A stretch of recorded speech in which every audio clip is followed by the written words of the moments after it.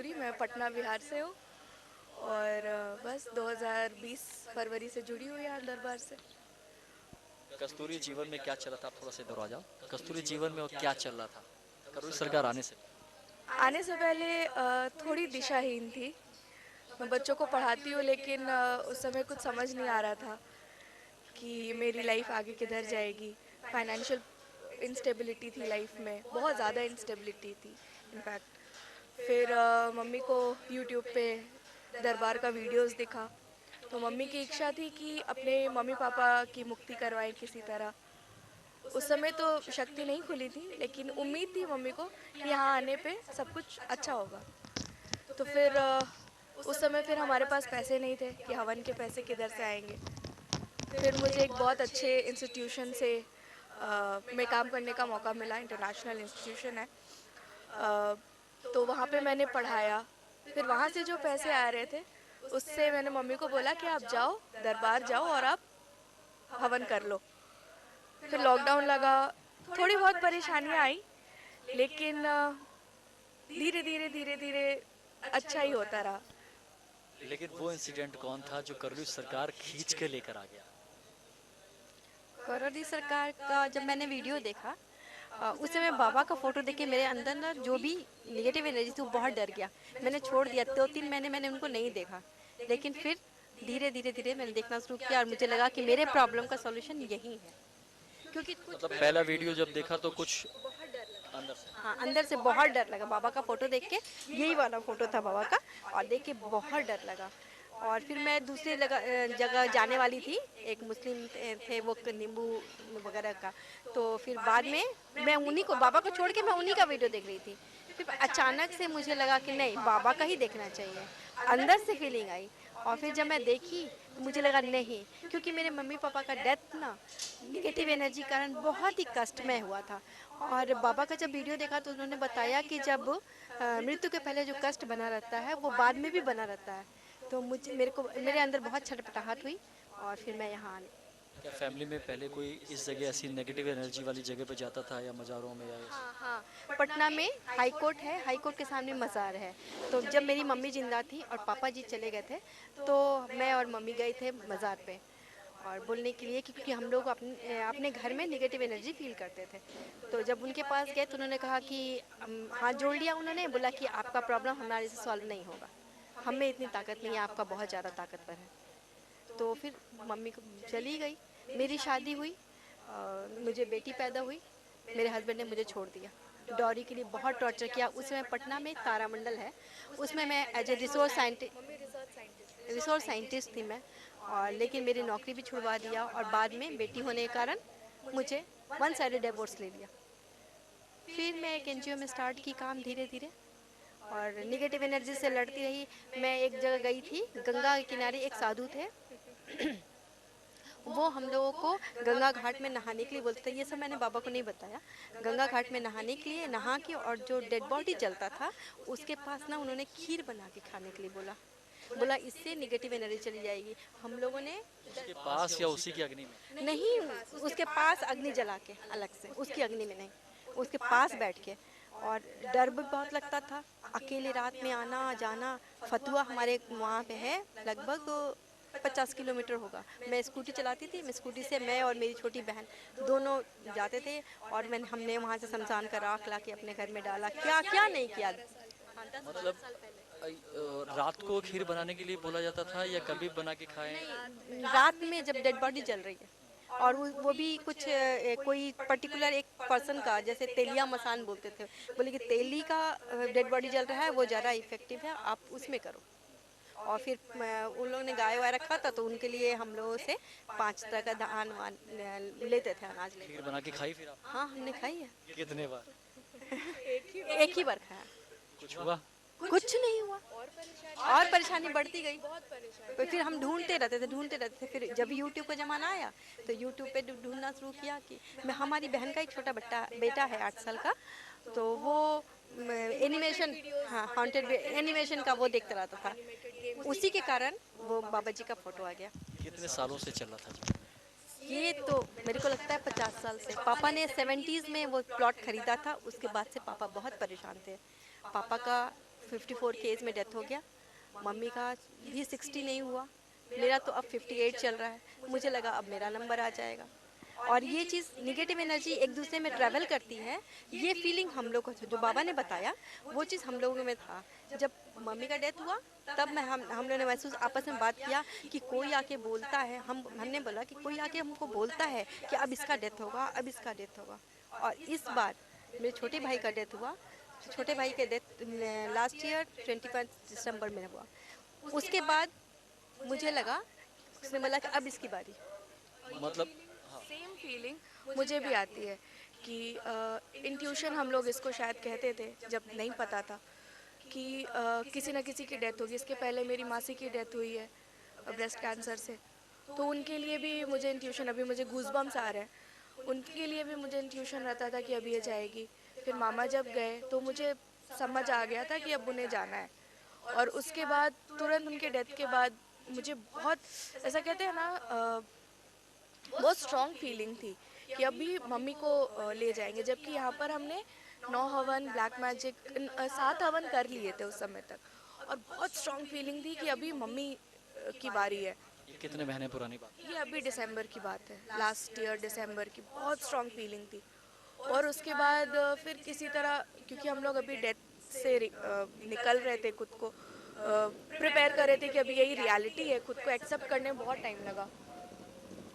फिर उसके बाद जब भी हम लोग ने एक्सेप्ट कर लिया थोड़ा बहुत, तो फिर दरबार आए कि जो प्रोसीजर है वो हम लोग पूरा, वो हम लोग प्रोसीजर को पूरा कर ले, कि जो 9 हवन और ब्लैक मैजिक करवाना है, कटवाना है, वो हम लोग कर ले। तो फिर जब आए हम लोग फेब में, 2021 फेब में, उस समय तक मेरी जॉब चली गई थी। मामा के डेथ के टाइम पर मैंने छोड़ा था और बहुत प्रॉब्लम आने लगी। जैसे, मामा जी की जब डेथ हुई तो उसके पहले भी बोला गया। हाँ, उसके पहले भी बोला गया। और हम लोग को क्या होता है ना, जॉब में बहुत प्रॉब्लम आती है।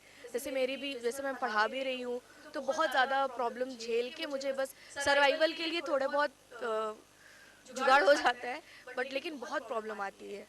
तो हाँ, घर के लोग भी बहुत ज़्यादा डिस्टर्ब, मतलब ऐसा था ना कि बस हैंड टू माउथ वाला हम लोग का रह रहा था।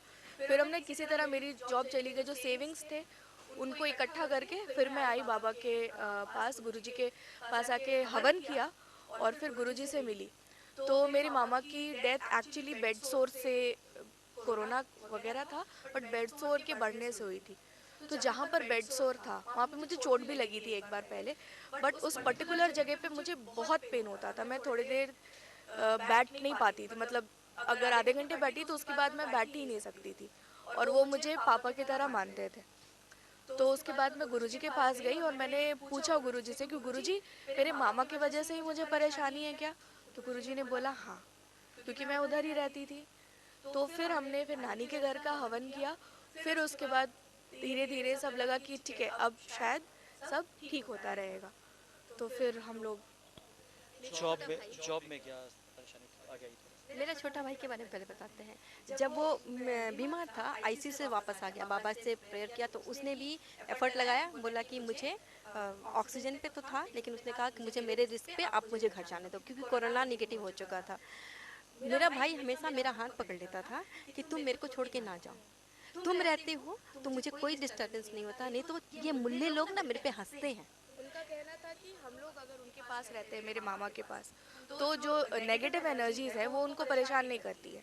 और जैसे हम लोग हटते हैं तो मे बी बाबा की कृपा थी हमारे साथ। यानी वहाँ पे कुछ एनर्जीज दिखती थी उनको। हाँ, हाँ, उनको दिखती थी नेगेटिव एनर्जी कि देखो चार मुल्ले वहाँ, देखो हम मेरे को देख के हंस रहे हैं, तुम बिल्कुल नहीं जाओ। मेरा खाना पीना सब बंद कर दिया था कि नहीं तुम मेरे पास ही रहो, लेकिन फिर हम बचा नहीं पाए।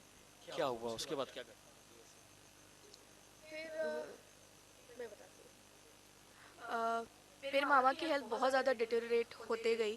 फिर मामा फाइनली एडमिट हो गए आईसीयू में।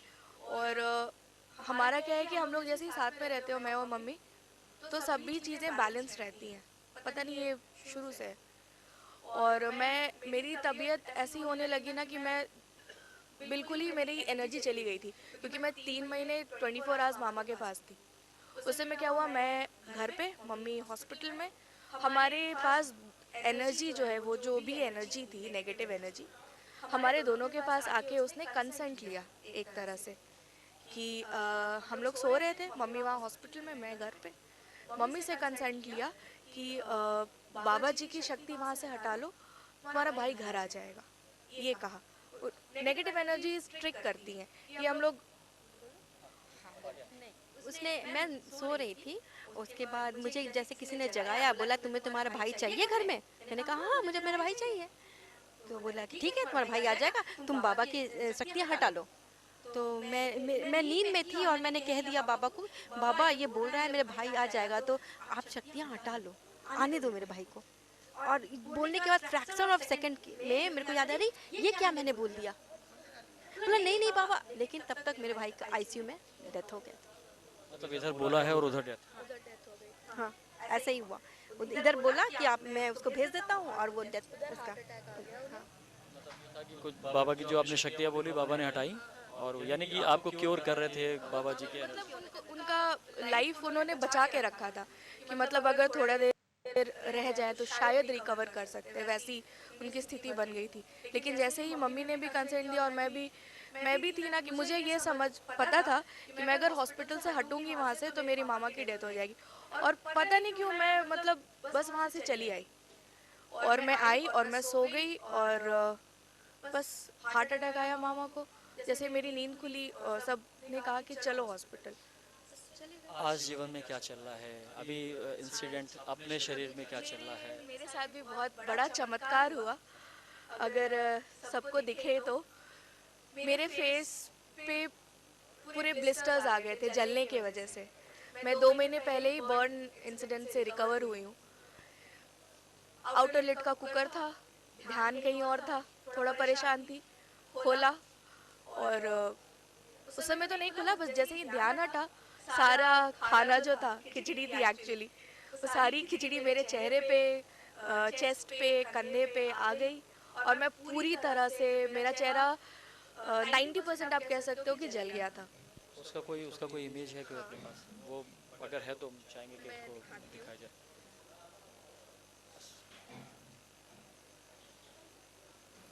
तो पूरा डैमेज है पूरा चेहरा, तो आई थिंक पूरा का पूरा बर्न हुआ है। चलने के 10-15 मिनट बाद का है, क्योंकि वो धीरे धीरे रेड होता है, रेडनेस आती है धीरे धीरे, फिर ब्राउन, फिर ब्लैक होता है, और वो पूरी तरह से नीग्रो ब्लैक हो जाता है।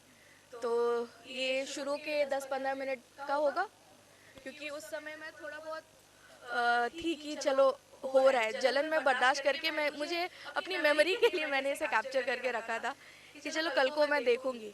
लेकिन फिर उसके बाद जो जलन हुई मुझे चेहरे पे, वो मेरे से बर्दाश्त नहीं हो रही थी। तो मैंने फर्स्ट एड के लिए कोशिश की, मैं गूगल सर्च हम लोग सब करते हैं, तो देखा कि आइस से करते हैं, फिर ध्यान आया कि आइस क्यूब से मुझे नहीं करना है कुछ भी ट्रीटमेंट। फिर कोल्ड कॉम्प्रेशंस दिया, उसके बाद भी मेरी जलन जा ही नहीं रही थी।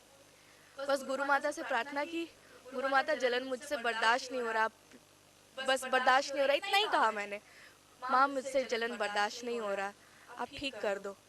बस माँ की कृपा थी, और 1-2 घंटे इनिशियली रहा जलन, और फिर मैं भूल गई। कॉम्बीफ्लैम खाया तो मेरे जहन में था कि शायद कॉम्बीफ्लैम की वजह से ऐसा हुआ होगा, बट उसके बाद मुझे ज़रूरत ही नहीं पड़ी बिल्कुल भी कि जलन की दवा भी लूँ।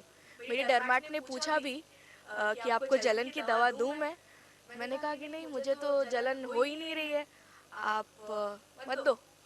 और मतलब 2 महीने पहले ही की ये आज अगर हम लोग देखें तो स्किन में ये नहीं लग रहा है कि कहीं कोई भी ना रैशेस है ना कोई ब्लैकिश है। बिल्कुल नहीं, मैं बहुत अच्छे से रिकवर कर रही हूँ।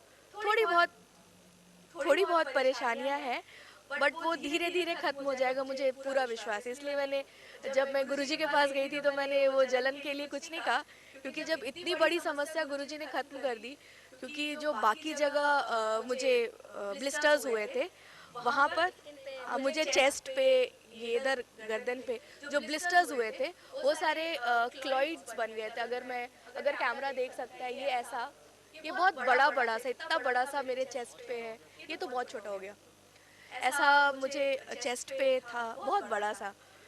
तो ये सब अगर चेहरे पे होता तो सामने शायद मैं नहीं आ पाती, क्योंकि मुझे यूट्यूब पे पढ़ाना होता है।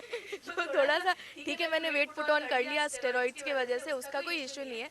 बट अगर चेहरा खराब होता है तो हमारे में कॉन्फिडेंस की कमी हो जाती है, किसी को भी हो जाती है।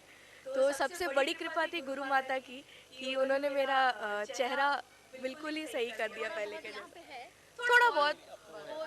आप इन सारे सुखद अनुभव के लिए गुरु जी को क्या बोलना चाहते हैं? मैंने गुरुजी को धन्यवाद ही सिर्फ कहा है। मैं जब गई थी उनके पास, मैंने सिर्फ और सिर्फ उनको धन्यवाद कहा, बाबा को धन्यवाद कहा। और मैं उनसे कुछ भी, मैं परेशानी के बारे में मैंने कुछ भी नहीं कहा, क्योंकि जो अनुभूति थी ना मेरी अच्छी, जो मुझे एक्सपीरियंस इतना अच्छा हुआ था, उसको उसका बखान, मतलब गुरुजी का जो आशीर्वाद मुझे मिला, माँ बाबा का जो आशीर्वाद मिला, उसके बारे में बताने के लिए मुझे शब्द कम पड़ गए कि मैं अपनी परेशानी क्या बताऊँ। अब ऐसी चीज जो अभी तक गुरु जी को नहीं बोल पाई। गुरुजी, आप अपना आशीर्वाद मेरे ऊपर हमेशा रखिएगा, और बस मौका मिले तो आपको खाकरा और खिलाऊंगी। कोई ऐसी बात जो आपके जहन में अभी तक रह गई हो जो गुरु जी को आज तक नहीं बोल पाई है, वो क्या नहीं, शब्द है? पहले तो नहीं बोल पाती थी, लेकिन अभी मैंने आज सब कुछ बोल दिया गुरुजी को। गुरु दीक्षा के समय मैंने गुरुजी को बताया, गुरुजी मेरी गलतियों को माफ़ करना, और आपने मेरे पे बड़ा आसान किया कि मुझे अपना शरण दे दिया। अच्छा, गुरु दीक्षा भी आज आप लोगों की हुई है, दोनों लोगों की? क्या लगा उस अंदर जाके? अब तो लग रहा है जैसे मैं उड़ूं पंख लगा के, मेरे में पंख लग गया है, इधर उधर फुदकती चलती हूँ दरबार में। बहुत अच्छा फीलिंग है, बहुत अच्छा। आज तक उस जगह पे लोग नहीं जा सकते हैं, जब गुरु दीक्षा होती है तब उस केबिन में जाया जाता है। वहाँ जाने के बाद पहला अनुभव क्या रहता है? वहाँ पे तो लगता है कि मतलब जो कभी नहीं हुआ, आज शुद्धि हो गई। मैं इस काबिल बाबा ने मुझे बनाया। मैं जब से दरबार आई हूँ इस बार, मैंने बाबा को बस यही कहा है कि जितनी भी गलतियाँ बाबा आप माफ़ कर दो, और मुझे अपने शरण में रखो हमेशा। मम्मी ने व्हाट्सएप स्टेटस लगा के रखा है कि बाबा अपने दोनों हाथ मेरे सर पे रखना। मैं बस बाबा को यही कहती हूँ कि जो भी गलतियाँ माफ़ कर दो, इतना मुझे लायक बनाओ कि मैं आपका नाम हर जगह फैला सकूं, कि इस दरबार से मैं जुड़ी हूँ। और मैं मैं बस, ठीक है, थोड़ा एस्पिरेशंस होता है इंसान का, थोड़ी सी लालच है कि थोड़ा जो फैमिली में हमारा एक्सपीरियंस रहा है बहुत ज़्यादा, मम्मी ने भी झेला, बेइज्जतियाँ हुई हैं, उसके लिए कि थोड़ा सा अच्छे पोजीशन पे पहुँचूँ, तो माँ का, गुरु माँ का, बाबा का नाम थोड़ा और रोशन कर सकूँ।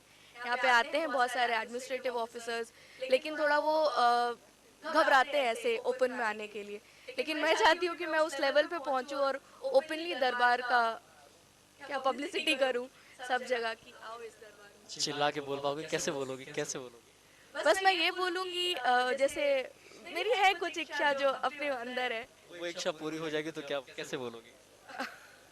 अभी पता नहीं, जब पूरी हो जाएगी तो ही शायद मैं बता सकूँगी। मेरा एक ड्रीम है पटना में बाबा का दरबार बनाना। गंगा के किनारे मैंने अपने हस्बैंड से बात करी है। वो थोड़ा पॉलिटिकली है, अप्रोच है। हमारा भी सपना तो है। ये हमारा सपना है। हम लोगों ने गुरु माँ को बताया है कि माँ हम पे कृपा करें, हम पटना में दरबार बनाना तो चाहते हैं। सबको पता है, बट गुरु माँ को हमने सबसे पहले बताया कि एक दरबार बनाने की आप हमारी हैसियत बना दो कि हम लोग बना सके एक दरबार।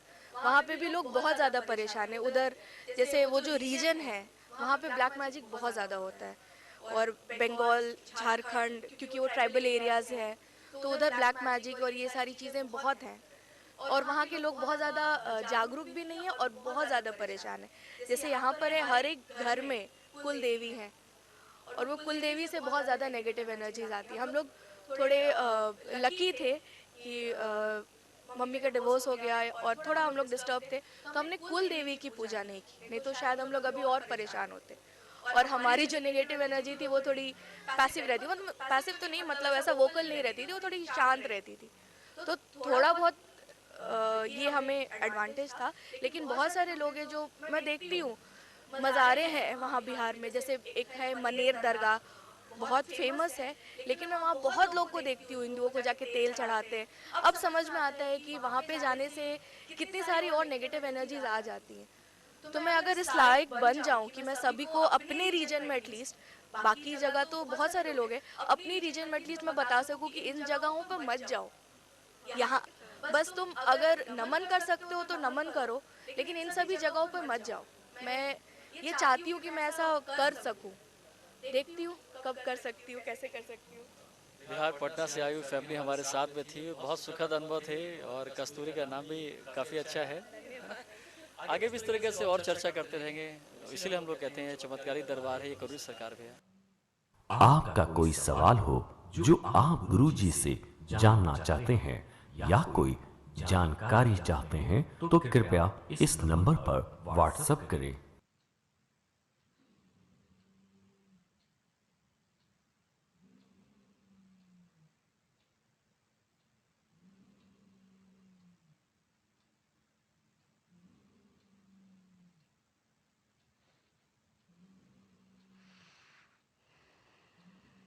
माँ, आपकी फटी एड़ियों को मुलायम बनाने के लिए साधारण तेल नहीं, अब सिर्फ बोरोप्लस। 10 आयुर्वेदिक हर्ब्स वाला बोरोप्लस क्रीम, ये 24 आवर मॉइस्चराइजर, लिप क्रीम और नाइट क्रीम भी। बोरोप्लस का जादू दे परिवार को खुशियाँ। बोरोप्लस लड़कियों को शिक्षा देता है और परिवार में खुशियाँ लाता है। बोरोप्लस देश की खुशियों के लिए।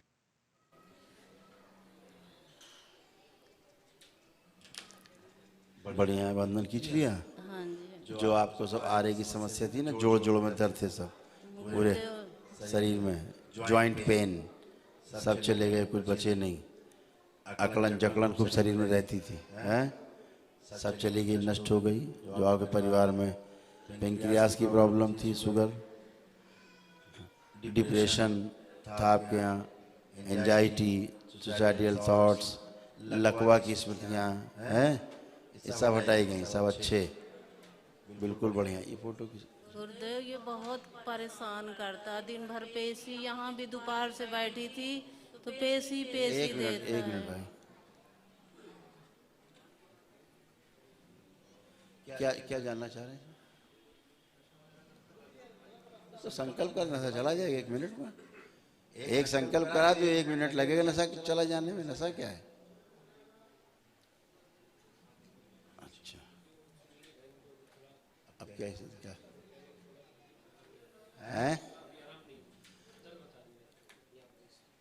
अरे यार वहाँ नहीं है समस्या, उसकी यहाँ है। आरोग्य का हवन भी कर दिए गुरुजी। इसीलिए तो अच्छी खड़ी हो। बहुत गर्दन भी दबा देते। आप कोई कष्ट है? आप कोई कष्ट है अब आपको? हाँ, इतना काट। 1 मिनट, होश में पहले, बेहोशी नहीं, वर्तमान में आइए। अभी ये यहाँ पे चलिए फिर ये पहले, चलिए फिर ये उठिए बैठिए। खड़े खड़े भाषण दे रही हो बस। इतनी भयंकर लदी थी रोगों से, हिल भी नहीं पाती थी। अभी अच्छी हो गई तो बातें कर रही, खड़े होकर। 4 कदम नहीं चलना होता था ठीक से।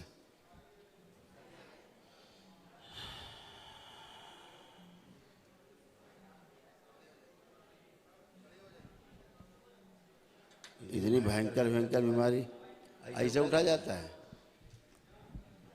फिर बैठिए, बैठिए, पलथी लगाइए। इनको सिखाओ कैसे उठा जाता है पहले। हाँ।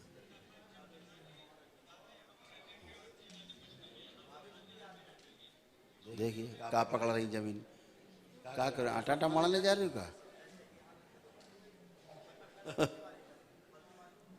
देखिए, देख रहे क्या गति थी इनकी, गति देख रहे हो कैसी थी इनकी, देख और खूब ताकत है पूरी, पैरों में आ गई, घुटना उठना टन एकदम नहीं। यहाँ भी बहुत काटता है, परेशान। चलिए लेपन करिए एक सिर पे, अच्छा तो बढ़िया हो जाएगा। चलिए एकदम अच्छे हो। गुरुजी शरण शतकोटि प्रणाम। खुश है। गुरुजी मैंने बाबा का महिमा बारे में बोलेंगे, उसके बाद मेरा बारे में बोलेंगे। मैं क्या? बाबा का महिमा के बारे में, माने बाबा का कृपा के बारे में। हम डीएनए में 3 लोग हैं, वेस्ट बंगाल सिलीगुड़ी से आया है। तो पहले ट्रेन का टिकट नहीं मिल रहा था, बाबा जी बहुत प्रार्थना किए, संकल्प किए, सुबह उठते 108 बार करके बाबा के पास प्रार्थना करता था। उसके बाद टिकट मिल गया, फिर आया यहाँ पर पास हवन, मैंने हवन शुरू करते ही मेरा हाथ का जो यहाँ पर दर्द था बहुत, वो लगता है कुछ चल रहा है यहाँ पर, धीरे धीरे कम हो गया। उसके बाद पास हवन के बाद आपसे मिला तो दरबार से 2 हवन का पुण्य मिला दिया। हाँ, उसके बाद मैंने 8 और 9 हवन करके घर चले गया, यहाँ पर आके अमावस्या में अटेंड किया। उसके बाद आरोग्य सिद्ध हवन करने के बाद आपसे मिल रहा हूँ। हाँ, तो मेरा चला गया और थोड़ा सा प्रॉब्लम है। आंखें बंद करो, आंखें बेटा बंद करो।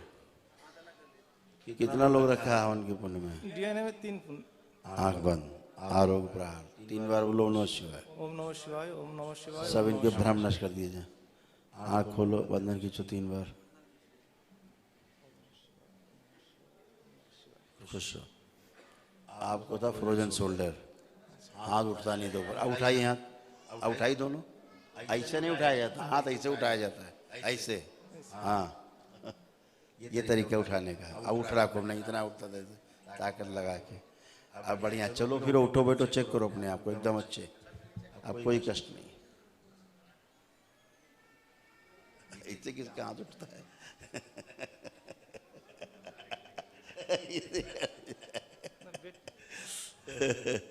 खुश हो। इन कोने में प्रॉब्लम होता है। हाँ, हार्ट यहाँ पर बैंड हो जाता है, यहाँ पर बैंड हो जाता है। फ्रोजन शोल्डर था बेटा। पीछे ले जाओ हाथ। अब ले जाओ पीछे, पकड़ो हाथ पीछे, पकड़िए दोनों, घूमिए मेरी तरफ, पीछे घूमिए, पीछे घूमिए। अरे सीधे खड़े हो यार, क्या कर रहे हो? पकड़िए हाथ। तो जी मेरा मेमोरी पावर बहुत वीक हो गया। अब मेमोरी तेज है, बहुत सब कुछ याद है, तुम पहले भूल गए थे। मैं हवन का पुण्य जांच करना ठीक है कि ना, और एकदम कम है, सब नहीं है। हो जाए। सब बना रहेगा। अच्छा, एकदम अच्छे हो। मेरा बेटी स्कूल शुरू करना चाहता है, अभी तक एडमिशन नहीं हुआ, तो अब तो चरण छू के वो आशीर्वाद लेना चाहता है। वो बार बार बोल रहा है बाबा जी से कब मिलेंगे, क्यों नहीं मिल रहा हाँ है। ठीक है ना, भेजो इसको, भेजो, पेश किया जाए। इसकी बहन से मैं वीडियो कॉल बात करा फटाफट, ये निकाल देंगे उसको, उसके प्राण निकल रहे थे, प्राण क्षय हो रहे हैं। ओले आ जाओ, आ जाओ, आ जाओ, आ जाओ, आ जाओ, आ जाओ। अरे आ जाओ, ये क्या लेके आए मेरे लिए? इतनी बड़ी चीज ले आए, इतना बड़े खोजो। और क्या लाए हो? कॉपी देखें, इसमें लिखोगे भाई? कॉपी देखो भाई इनकी। अरे वाह, पेन भी है। अरे बहुत बड़े भाई सामान लाए हो तुम तो, और कॉपी भी। अरे वाह, अरे वाह, खुश रही, इतनी कॉपी तो इसमें लिखोगे? स्कूल जाना है? ये तो बहुत अच्छी अच्छी कॉपी है, इसमें खूब लिखना, ठीक है? हाँ, ड्राइंग भी बनाना और खूब लिखना है। वाह, तो बहुत सुंदर है। मेरा ही मन कर रहा है पढ़ने का बहुत। अब स्कूल चलें तुम्हारे साथ? हम चलें? ठीक है, बनाएंगे व्यवस्था, चलेंगे। खूब खुश हो। उसमें डाल दो भाई बैग में इनके, चलो इनको डालो भाई, और इनको ये भी दे दिया जाए हमारी तरफ से। और पेन भी हम दे रहे हैं अपनी तरफ से, इससे लिखना, ठीक है? हाँ, खुश रहो, खुश रहो। बुलाओ, यहाँ आओ, एक यहाँ आओ।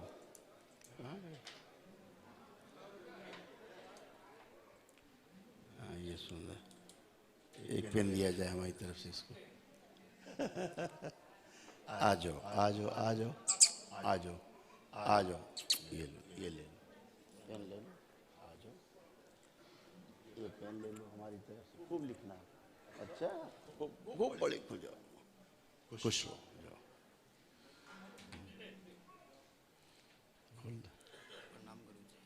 प्रणाम गुरुजी। खुश रहो बेटा, खुश रहिए, खूब खुश रहो। हाँ जी, बताइए।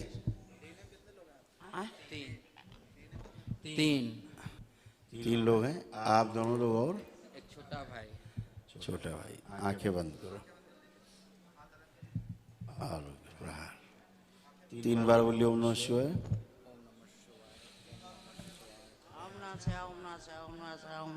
नमो नमो नमो नमो नमो नमो। वनडे वाले, वनडे प्रोसेस वाले लोग, नमस्ते नमो।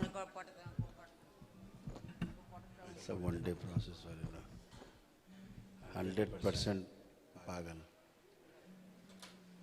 चलो, स्त्री होने से बदल गए, किन्नर जीवन में चली गई।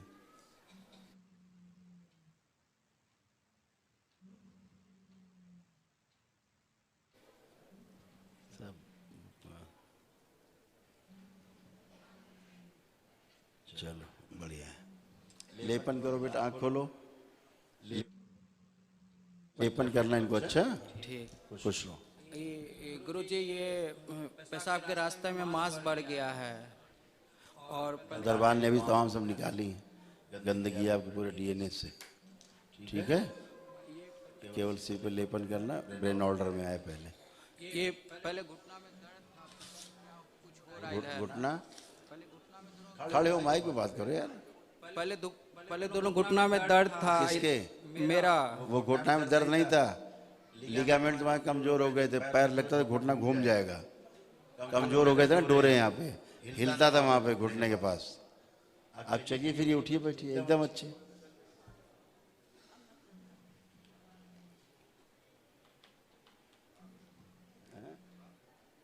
हाँ 2-3 बज जाएगा। अब वो बैठ के देखिए, चेक करिए, बैठिए, खड़े होइए, एकदम बच्चों की तरह हो गए।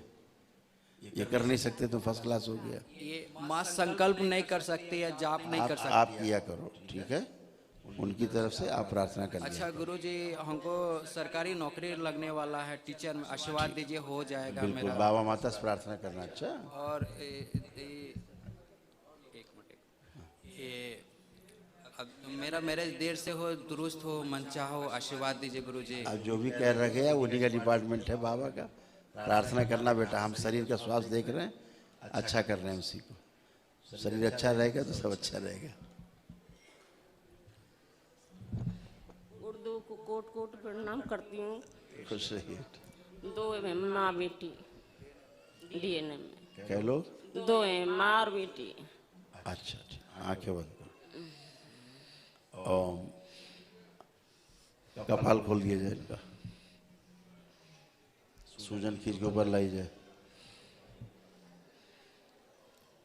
आँख खोलो। ये किसको जोड़ रखा है इन्होंने डीएनए में? आँख खोलो। कई लोग रखे? 2 लोग, ज्यादा लोग जुड़े हैं, इनको ले जाओ। ये बेटा और 1 मिनट, क्या कह रही हैं?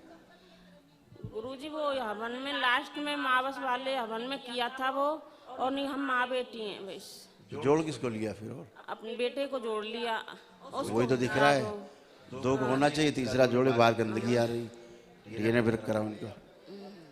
2 से ज्यादा जुड़े, यहाँ दरबार तुरंत पकड़ लेगा चट से, टाइम नहीं लगेगा। यहाँ जहाँ ज्यादा जोड़े या कम किए तो दरबार पकड़ लेगा कट से। तो दायरी जोड़ लिया।